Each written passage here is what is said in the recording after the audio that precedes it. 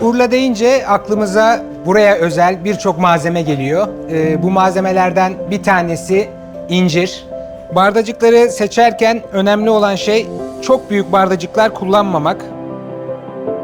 Pastırmayı seçerken olabildiğince yağlı bir pastırma seçmeye dikkat edin. Çünkü bu fırında pişecek olan bir tabak.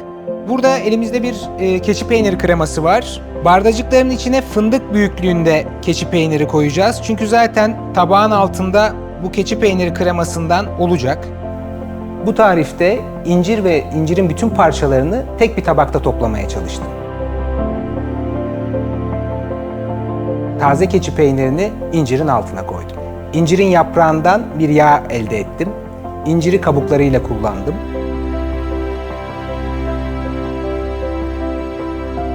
Afiyet olsun.